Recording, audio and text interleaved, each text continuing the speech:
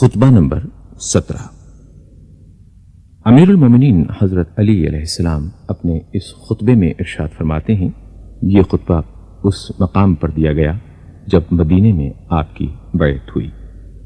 آپ فرماتے ہیں، میں اپنے قول کا ذمہ دار اور اس کی صحت کا ضامن ہوں۔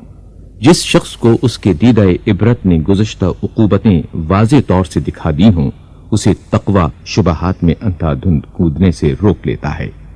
تمہیں جاننا چاہیے کہ تمہارے لیے وہی ابتلاعات پھر سے پلٹ آئے ہیں جو رسول صلی اللہ علیہ وآلہ وسلم کی بعثت کے وقت تھے۔ اس ذات کی قسم جس نے رسول صلی اللہ علیہ وآلہ وسلم کو حق و صداقت کے ساتھ بھیجا، تم بری طرح تہو بالا کیے جاؤ گے اور اس طرح چھانٹے جاؤ گے جس طرح چھلنی سے کسی چیز کو چھانا جاتا ہے، اور اس طرح خلط ملط کیے جاؤ گے جس طرح چمچے سے ہنڈیا، یہاں تک کہ تمہارے ادنا اعلیٰ اور اعلیٰ ادنا ہو جائیں گے۔ جو پیچھے تھے آگے بڑھ جائیں گے اور جو ہمیشہ آگے رہتے تھے وہ پیچھے چلے جائیں گے۔ خدا کی قسم میں نے کوئی بات پردے میں نہیں رکھی، نہ کبھی کذب بیانی سے کام لیا۔ مجھے اس مقام اور اس دن کی پہلے ہی سے خبر دی جا چکی ہے۔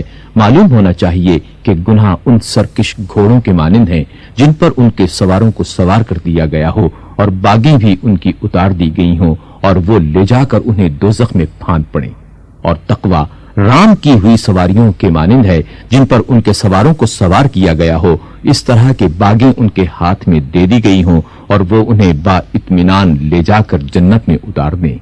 ایک حق ہوتا ہے اور ایک باطل، اور کچھ حق والے ہوتے ہیں کچھ باطل والے۔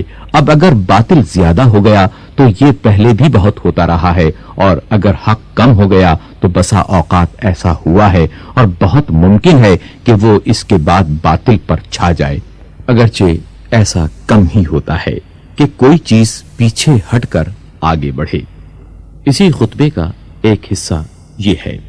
امیر المومنین علیہ السلام اپنے اس خطبے میں ارشاد فرماتے ہیں، جس کے پیش نظر دوزخ و جنت ہو، اس کی نظر کسی اور طرف نہیں اٹھ سکتی۔ جو تیز قدم دوڑنے والا ہے اور نجات یافتہ ہے، اور جو طلبگار ہو مگر سست رفتار، اسے بھی توقع ہو سکتی ہے، مگر جو ارادتاً کوتاہی کرنے والا ہو، اسے تو دوزخ ہی میں گرنا ہے۔ دائیں بائیں گمراہی کی راہیں ہیں اور درمیانی راستہ ہی صراط مستقیم ہے۔ اس راستے پر اللہ کی ہمیشہ رہنے والی کتاب اور نبوت کے آثار ہیں۔ اسی سے شریعت کا نفاذ و اجرا ہوا اور اسی کی طرف آخر کار بازگشت ہے۔ جس نے غلط ادا کیا وہ تباہ و برباد ہوا، اور جس نے افطرا باندھا وہ ناکام و نامراد رہا۔ جو حق کے مقابلے میں کھڑا ہوتا ہے تباہ ہو جاتا ہے، اور انسان کی جہالت اس سے بڑھ کر کیا ہوگی کہ وہ اپنی قدر و منزلت کو نہ پہچانے۔ وہ اصل و اساس جو تقوی پر ہو برباد نہیں ہوتی، اور اس کے ہوتے ہوئے کسی قوم کی کشت عمل بے آب و خشک نہیں رہتی۔ تم اپنے گھر کے گوشوں میں چھپ کر بیٹھ جاؤ، آپس کے جھگڑوں کی اصلاح کرو، توبہ تمہارے عقد میں ہے۔ حمد کرنے والا صرف اپنے پروردگار کی حمد کرے، اور بھلا برا کہنے والا اپنے ہی نفس کی ملامت کرے۔